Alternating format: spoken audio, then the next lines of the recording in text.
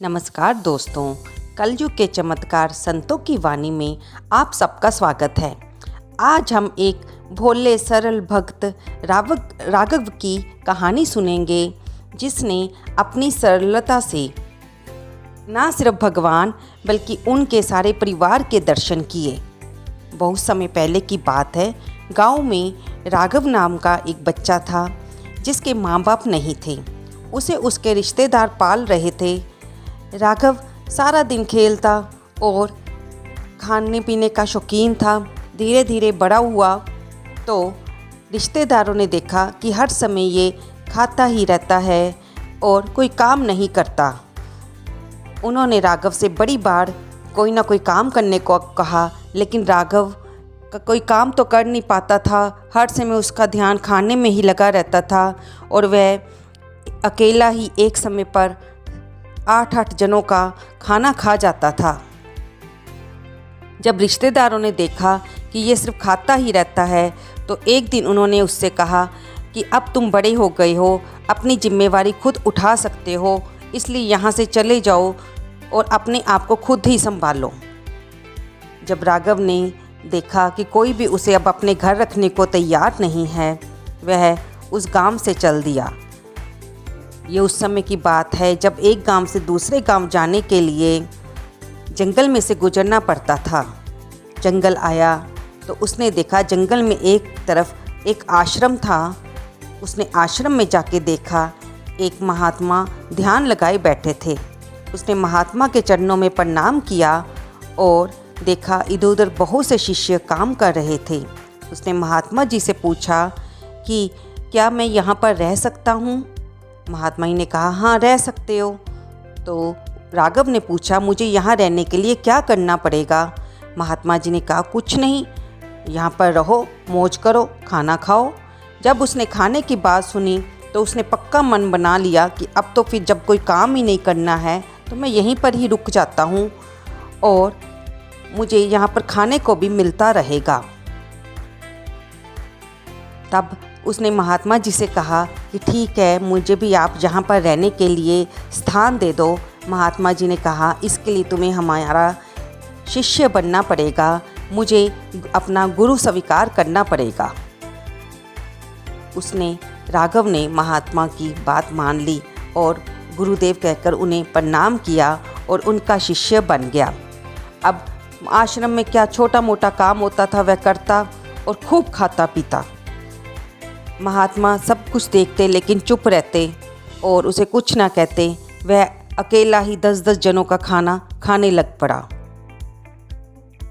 जो रसोइया था वह भी तंग आ गया, लेकिन क्योंकि गुरुदेव उसे राघव को कुछ नहीं कहते थे, इसलिए वह भी और उसके बाकी साथी भी राघव को कुछ नहीं कह पाते थे। एक दिन ऐसा हुआ कि एकादशी का व्रत आ गया। अब उस दिन राघव ने रसोई में जाके देखा कि कुछ भी नहीं बना हुआ था। वह रसोइये के पास गया, अपने मित्र के पास, और उससे पूछा कि आज खाने में कुछ नहीं बना क्या? तो उसने कहा कि आज एकादशी का व्रत है और एकादशी वाले दिन आश्रम में कुछ नहीं बनता है और सभी व्रत रखते हैं। तब राघव ने कहा कि मैं तो व्रत रख नहीं सकता, मुझे तो खाने के लिए चाहिए। तो उसके दोस्त ने कहा कि तुम इसके बारे में गुरुदेव से जाकर बात करो। राघव ने गुरुदेव से जाकर बात की कि गुरुदेव मैं तो भूखा नहीं रह सकता, कृपया मुझे खाने की इजाज़त दें।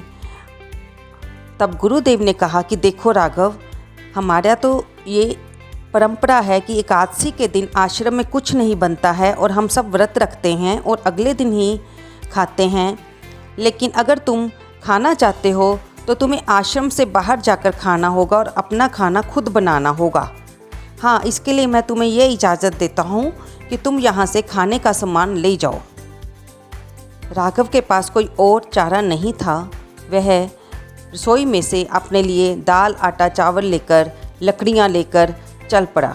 आश्रम से बाहर आकर एक सही स्थान देखकर, साफ स्थान देखकर उसने खाना बनाना शुरू किया।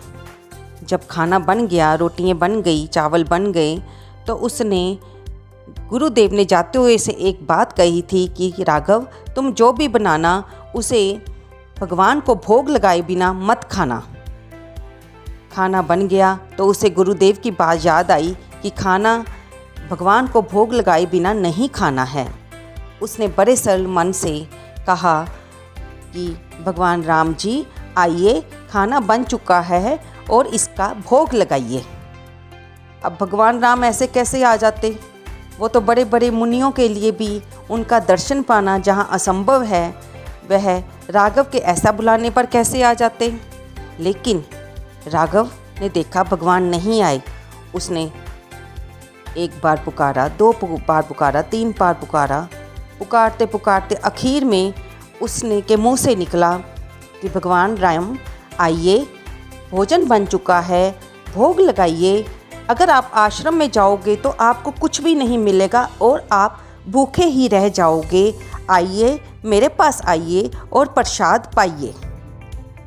जब ठाकुर जी ने ये सुना तो वे अपने भगत की सरलता पर रीझ गए कि वो सच ही तो कह रहा है कि आज एकादशी का दिन है और वहाँ पर किसी ने कहीं भी भोजन नहीं बना है तो मुझे भूखा ही रहना पड़ेगा। तो इस भगत की बात में सच्चाई तो है। भगवान राम आ गए। जब आए तो उनके साथ लक्ष्मण जी भी थे। अब भगवान राम को तो उसने कभी देखा नहीं था। राघव ने पूछा, आप कौन हो? तो भगवान ने खुद ही अपना परिचय दिया कि मैं तुम जिसको पुकार रहे थे मैं वही राम हूँ और ये मेरा छोटा भाई लक्ष्मण है। तो राघव ने उनसे कहा कि ठीक है, वो भोजन बना पड़ा है, आप खा लीजिए और नदी का पानी पी लीजिए। भगवान को उसकी सरलता बहुत अच्छी लगी क्योंकि उसकी बातों में कहीं भी छल कपट नहीं था। भगवान राम ने और लक्ष्मण जी ने खाना अपने आप ही खाना खाया और पानी पिया और चलने लगे। अब राघव को तो यही था कि जल्दी जाएं और इनके बाद मैं खाना खाऊं। भगवान राम को उसने प्रणाम किया। भगवान राम और लक्ष्मण जी चले गए। अब जहाँ पर अपनी रसोई बनाई थी वहाँ जाकर देखा तो वहाँ पर कुछ भी नहीं था। भगवान राम और लक्ष्मण जी जो भी उसने बनाया था खा चुके थे। उसको बड़ी हैरानगी हुई कि मैंने इतना खाना बनाया और मुझे खुद कुछ भी नहीं मिला। वह उस दिन भूखा ही रहा और नदी का पानी पीकर वापस आश्रम में आ गया। अब फिर 15 दिन बीते। एकादशी तो दोस्तों महीने में 2 बार आती है ना। फिर 15 दिन बीते, एकादशी आई। अब उसने फिर गुरुदेव से कहा, गुरुदेव मुझे खाने का सामान दे दीजिए ताकि मैं बाहर जाकर अपना खाना बना सकूं और मुझे थोड़ा सा सामान ज़्यादा दीजिए, क्योंकि राघव के मन में ये चल रहा था कि शायद पिछली बार बनाया खाना कम था इसलिए प्रभु सारा खाना खा गए और मेरे लिए कुछ बचा ही नहीं। इस बार मैं ज़्यादा सामान लेके जाऊंगा और ज़्यादा खाना बनाऊंगा ताकि प्रभु भी खा सकें और मैं भी खा सकूं। राघव ने इस खाने का सामान लिया और नदी की तरफ चल पड़ा। नदी के पास साफ जगह देखी और खाना बनाने बैठ गया। खाना तैयार हो गया। उसने फिर अब प्रभु को पिछली बार की तरह आवाज़ लगाई, प्रभु राम आइए, खाना खाइए और नदी का पानी पीजिए। प्रभु एक बार जब आ ही चुके थे और उन्हें भगत की सरलता पर भी विश्वास था तो प्रभु राम आए। लेकिन ये क्या, आज प्रभु राम के साथ भैया लक्ष्मण के साथ माता सीता भी आई हैं। अब भगवान राम ने माता सीता का भी राघव को परिचय दिया। तो राघव ने कहा, ठीक है आप खाना खा लीजिए, आपके खाने के बाद मैं खाऊंगा। अब प्रभु राम, माता सीता और लक्ष्मण जी ने खाना खाया और पानी पीकर चले गए। राघव ने दोबारा वहाँ जाकर देखा तो कुछ भी खाने को नहीं बचा था। अब राघव को बहुत गुस्सा आया कि प्रभु देखते ही नहीं, मेरे लिए कुछ भी बचाकर नहीं जाते। वह फिर नदी का पानी पीकर वापस आश्रम की ओर चला गया। अगली एकादशी आई तो राघव ने गुरुदेव से और ज़्यादा सामान मांगा। गुरुदेव ने कुछ नहीं कहा और रसोइये को कहा कि ये जितना सामान चाहता है इसको दे दो, क्योंकि गुरुदेव को ये लगता था कि इसकी भूख नहीं मिटती, इसलिए ये सारा खाना खाता है। क्योंकि आश्रम में रह के भी वो अकेला 10 जनों का खाना खा जाता था, इसलिए गुरुदेव ने उससे कुछ भी नहीं पूछा और उसे पहले से भी ज़्यादा सामान दिया। वह फिर चल पड़ा। वहीं स्थान पर जाकर उसने खाना बनाया और प्रभु राम को आवाज़ लगाई, प्रभु राम आइए, खाना खाइए और नदी का पानी पीजिए। प्रभु राम आए, लेकिन आज तो वो फिर हैरान हो गया। आज 3 की जगह 4 जने आए थे। अब प्रभु राम ने जो नए जने आए थे उनका परिचय कराया। वो कोई और नहीं, भगवान के परम भगत श्री हनुमान जी थे। अब राघव को ये तो लगने लग गया कि आज भी उसका खाने का कोई नहीं बचेगा, लेकिन फिर भी उसने थोड़े उदास मन से कहा, प्रभु आपका खाना तैयार है, आइए खाना खाइए और नदी का पानी पी लीजिए। वह एक तरफ बैठ गया और सोचने लगा कि पता नहीं आज मुझे मिलता है कि नहीं मिलता। आज तो प्रभु 4 जने आए हैं, प्रभु राम, माता सीता, लक्ष्मण भैया और श्री हनुमान जी ने खाना खाया और नदी का पानी पीकर चले गए। राघव ने वापस जाकर देखा, कुछ भी खाने को नहीं बचा था। अब राघव क्या करता? गुरुदेव की आज्ञा भी माननी होती थी और प्रभु जब सारा खाना खाकर चले जाते थे और उसके खाने के लिए कुछ बचता ही नहीं था। और ऐसा करते रहने से एकादशी का उसका व्रत भी निभ रहा था। उसे अनजाने में ही कुछ ना खाने के मिलने के कारण उसका व्रत भी होता जा रहा था और उसका मन और ज़्यादा साफ और निर्मल होता जा रहा था। उसने नदी का पानी पिया और वापस ही आ गया। क्योंकि वो सरल स्वभाव का था, इसलिए उसने गुरुदेव को कुछ भी नहीं बताया और फिर ये सोचा कि अगली बार मैं और ज़्यादा खाना लेकर जाऊंगा। आश्रम में भी रहूंगा तो भूखे ही तो रहना है, वहाँ पर कम से कम भगवान के दर्शन करके समय तो अच्छा बीत जाता है। ऐसा सोचते सोचते फिर 15वें दिन एकादशी आई। उसने गुरुदेव से सम्मान मांगा, गुरुदेव ने सम्मान दे दिया। लेकिन आज गुरुदेव के मन में भी शंका थी कि आज ये सम्मान ले जाए, आज मैं इसके पीछे जाकर ये देखूंगा कि ये इतने सम्मान का करता क्या है। और जब आता है तब भी इसको अगले दिन सुबह बहुत ज़्यादा खाना खाता है, इसकी भूख भी नहीं मिटती। इसलिए गुरुदेव ने उसे पहले से भी चौगुना सामान दे दिया और वह नदी की तरफ अपना सामान लेकर चल दिया। आज उसने ना आग जलाई ना खाना बनाया, वहीं पर सारा सामान रख दिया कि जिसने खाना है वो अपना खाना अपने आप ही बनाए। मुझको तो खाना मिलता ही नहीं है, मैं क्यों लगा रहूं। सारा सामान वहाँ पे खोल के रख दिया और भगवान को राम को आवाज़ लगाई, प्रभु राम आइए, खाना खाइए और नदी का पानी पीजिए। अब तो प्रभु राम को भी जैसे उसकी आवाज़ लगाने की इंतज़ार रहता था, अपने भोले भगत से मिलने का इंतज़ार रहता था। जैसे ही उसने आवाज़ लगाई तो प्रभु राम प्रकट हो गए। आज वो फिर हैरान हो गया। आज प्रभु के राम के साथ माता सीता, लक्ष्मण भैया, श्री हनुमान जी और 2 जने और थे। प्रभु राम ने अपने भगत को बताया कि ये मेरे छोटे भाई श्री भरत जी और श्री शत्रुघ्न हैं। अब राघव ने उनको सबको प्रणाम किया और प्रभु से कहा, प्रभु आज मैंने खाना नहीं बनाया, वो सारा सामान पड़ा है, जाइए आप अपने आप ही बना लीजिए और आप ही खा लीजिए। प्रभु राम ने पूछा, क्या हुआ राघव, क्या तुम मुझसे नाराज़ हो? राघव ने कहा, प्रभु आप जब भी आते हो सारा खाना खाकर चले जाते हो, मेरे लिए तो कुछ बचता ही नहीं है। फिर जब खाना आपने ही खाना है तो आप अपना खाना आप ही बनाओ। प्रभु अपने सरल भक्त की बातों पर हंस दिए और माता सीता को इशारा किया, माँ सीता यानी माँ अन्नपूर्णा, जिसके तो चुटके बजाते ही खाना तैयार हो जाए और सारे जग चाहे खाना खा ले। माता सीता ने उसी समय जहाँ पर खाने का सामान पड़ा था वहाँ गई, लक्ष्मण भैया लकड़ियाँ इकट्ठी की, आग लगाई और खाना बनने लगा।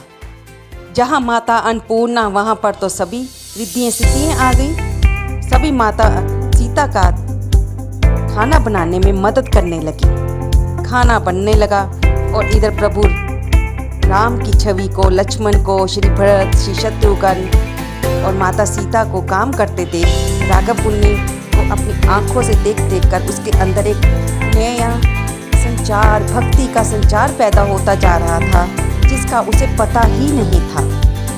अनजाने में ही उसको पता ही नहीं था कि वह इस सृष्टि के पालनहार के दर्शन कर रहा है और उसके सामने वो शक्तियाँ हैं जिनका दर्शन पाने के लिए बड़े बड़े ऋषि मुनि भी तरस जाते हैं। खाना बन रहा था और इधर ऋषि मुनि देवी देवता भी अदृश्य रूप से इस सारे परिवार का दर्शन, प्रभु राम के दरबार का दर्शन पाने के लिए आ रहे थे। इधर राघव के गुरुदेव भी धीरे धीरे चुपके चुपके वहाँ पर आ गए, लेकिन उन्हें कुछ दिखाई नहीं दिया। उन्हें सिर्फ राघव बैठा दिखाई दिया और उन्होंने राघव से पूछा, क्या बात है, खाना कहाँ बनाया है? तू तो इतना सामान आज लेकर आया था, आज मैं देखने आया हूँ, तो इतने सामान का क्या करता है? राघव ने गुरुदेव से कहा, गुरुदेव वो देखिए, प्रभु राम, प्रभु लक्ष्मण, माता सीता, भरत, शत्रुघ्न भैया और श्री हनुमान जी, वो देखिए सभी खाने की तैयारी कर रहे हैं। गुरुदेव उसकी बातों को सुनकर हैरान हो गए और क्योंकि उन्हें कुछ भी दिखाई नहीं दे रहा था। उन्होंने कहा कि राघव, तुम पागल तो नहीं हो गए? यहाँ पर तो कोई नहीं है। अब राघव को बड़ी हैरानगी हुई। वह बहुत आश्चर्यचकित हो गया जब गुरुदेव ने ये बात की। उसने कहा, गुरुदेव वो देखिए सामने ही तो काम कर रहे हैं सभी। लेकिन गुरुदेव को कुछ दिखाई नहीं दे रहा था। उन्होंने दोबारा राघव से कहा कि मुझे तो कुछ भी नहीं दिख रहा। अब राघव प्रभु राम के पास गया, प्रभु मेरे गुरुदेव को भी दर्शन कराइए। तब प्रभु राम ने कहा कि राघव ऐसा नहीं हो सकता, हम तो तुम्हारे सरल भाव के कारण यहाँ पर आए हैं। तुम जो बनाते हो हम उसका भोग लगाते हैं, लेकिन तुम्हारे गुरुदेव तुम्हारी तरह सरल और भोले स्वभाव के नहीं हैं। उनके मन में अहंकार है। राघव ने वापस लौटकर अपने गुरुदेव को ये बात बताई। जैसे ही उसने ये बात बताई, गुरुदेव की आंखों से आंसू की छड़ी बहने लगी। रो रो कर वे भगवान से ऊंची ऊंची आवाज में पूछने लगे, प्रभु मेरे पाप क्षमा कर दीजिए, मुझे दर्शन दीजिए। आपने राघव को दर्शन दिया है, मुझे भी दर्शन देकर मुझ पापी को भी दया कीजिए। आप तो दयालु हो, आप तो कृपालु कहलाते हो, मुझ पर कृपा कीजिए। हे करुणा निधान, मुझ पर करुणा कीजिए। ऐसी आर्तवाणी सुनकर प्रभु राम का दिल भी पिघल गया और उन्होंने अपने पूरे परिवार सहित गुरुदेव के सामने प्रकट हो गए। गुरुदेव ने देखा माँ सीता, माँ अन्नपूर्णा अपनी सखियों के साथ खाना बना रही है और श्री भरत जी, श्री लक्ष्मण जी, श्री शत्रुघ्न जी और श्री हनुमान जी उनकी मदद कर रहे हैं और प्रभु राम एक तरफ अपना धनुष बाण लिए बैठे हुए हैं और मंद मंद मुस्कुरा रहे हैं। गुरुदेव ने ये देखा तो प्रभु के चरणों में दंडवत प्रणाम किया और प्रभु से अपने हर कार्य की क्षमा मांगी और कहा कि ये सच है कि गुरुदेव अपने शिष्यों को प्रभु के दर्शन कराते हैं, लेकिन मैं बहुत भाग्यवान हूँ कि मैंने अपने शिष्य राघव के कारण आपके दर्शन किए।